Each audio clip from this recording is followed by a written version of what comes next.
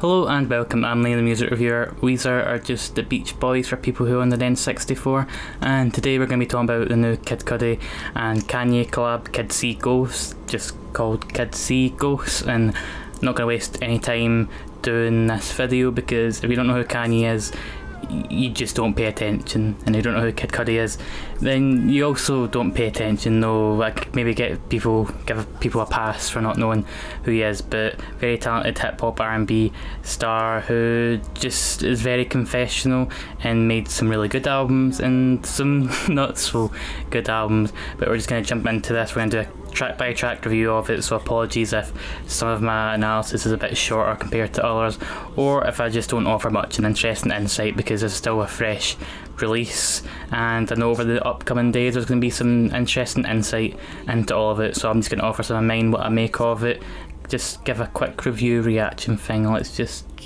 jump into it. We're on to the first track, and I should preface this by saying that some of the song names may change, because I've noticed that on Genius and on like other people's like iTunes things and all that. So if I call it by a name and it's changed by then, just I'll make sure to tell you that it's the first or second or whatever track. But the first track, Refusal, begins with this Pusha T guest feature, which is after the form and the quality of Daytona as well as the production on here. It got me excited, and the verse on this is good. It's just simply good. It's kind of classic Pusha T with him talking about pushing and all that, but it's always entertaining, especially when he's backed up by something interesting. It's not too extravagant on here. It's not barren either, but there's nothing too lavish about this. But it's like an entertaining song. At least Kid Cudi's singing is fine, nothing mind blowing, but nothing as bad as some of his stuff on Ye was, where it felt a little bit out of tune, or just felt a bit kind of off kilter a wee bit would probably be the right way to put it. Kanye is fucking crazy on this song, just ad-libbing, making gun sounds, and that it's just a lot of fun. That's the only way I can put it. Like I'm sure there'll be somebody that tries to like put in how Kid Cudi's chorus about feeling the love, and maybe that is like a stark contrast to Kanye making all these gun sounds, how we try and ignore it all. Someone will make it that reach.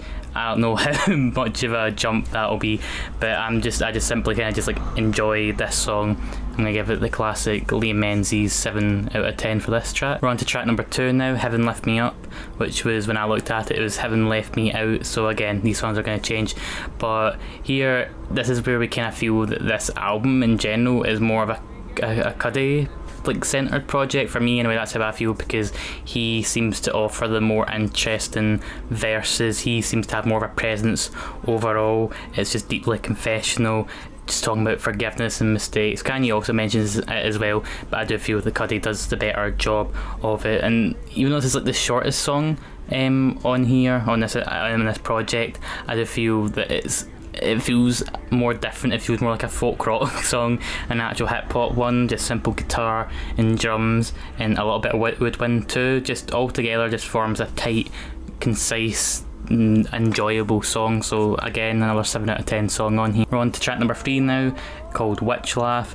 Easily one of the standout songs on here. That's going to be a single that you hear all through the summer, no doubt about it at all, and a lot of that comes down to Kanye's own production, and he's just so wonderful when it comes to sampling. On this album and Daytona, Kanye went to show that he's still a force to be reckoned with, even though he's a bit of a clumsy fuck, and that could be a totally different video on its own. But in terms of just this song itself, his production has just, there's not been like a dip in quality. It's consistently great on this, and that's probably one of the high points, considering the fact that he samples a song about Santa but makes it so creepy, especially with this like interjecting laughter that goes through it. Just it gives it like a cool summer sort of vibe. And not only does Kanye steal the show in terms of production on this track, he also steals it if you're going to look at the verses.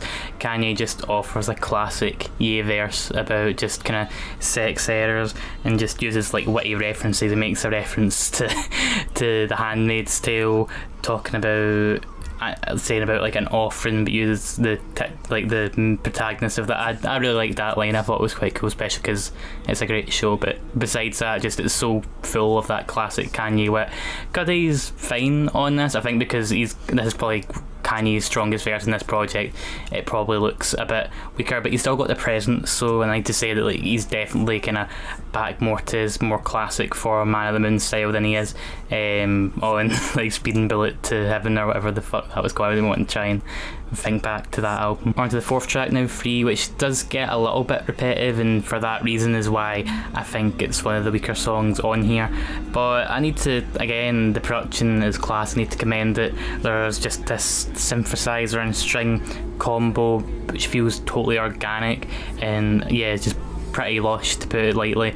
And Free just seems to continue similar themes that were present on Ghost Town from the latest Kanye album, just basically talking about the shackles coming off. I don't really think there's much in the way of interest and insight brought in here. The production is really the only thing that keeps anything being anything other than just or even bleh.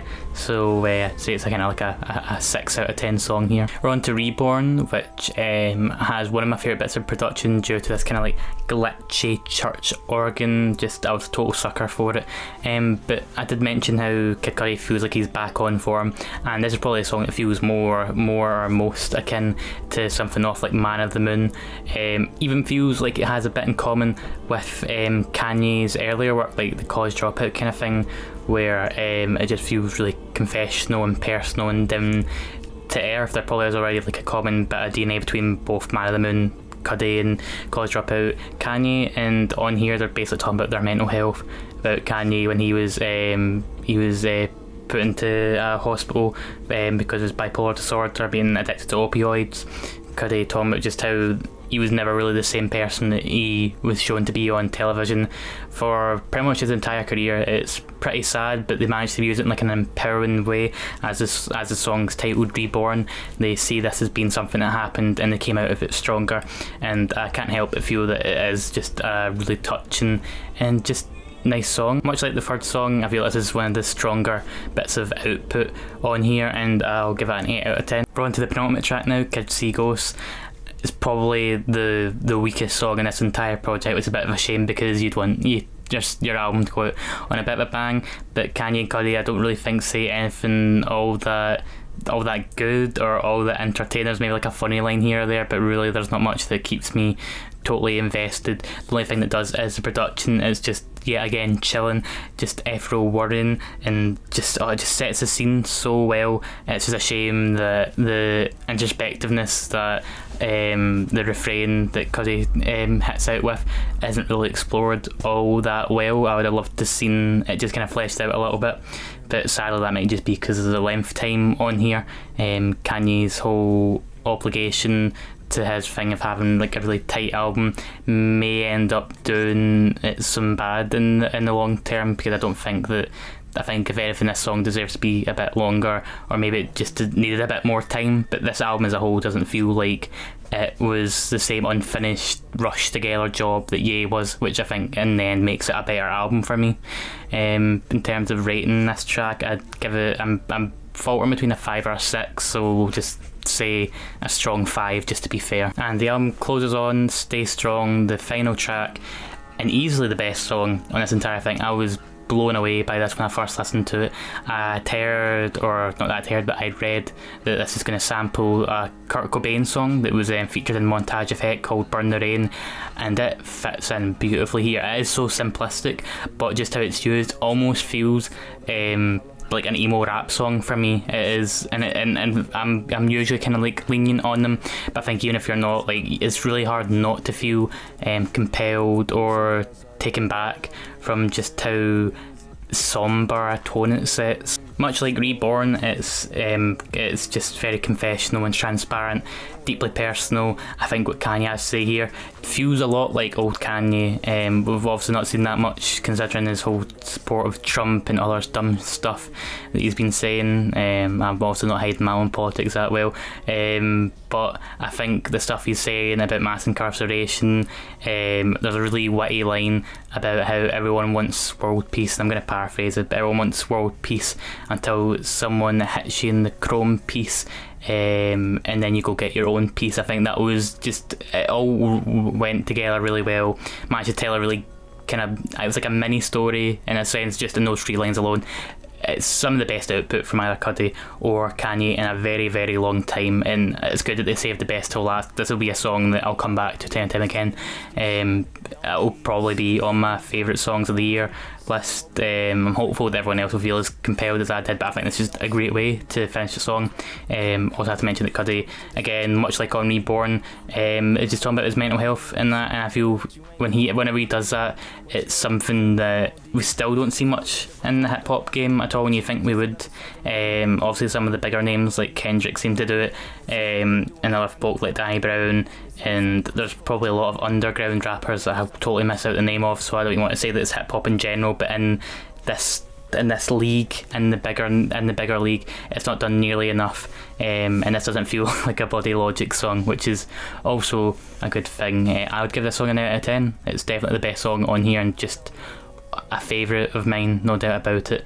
And usually when I do this track by track thing, I listen to all the songs, I rate all the songs, and then I'll just give bonus points depending on if I feel that as a whole it goes together quite well, and I definitely feel like it does. I think Kid Cudi and Kanye are just a wonderful pairing.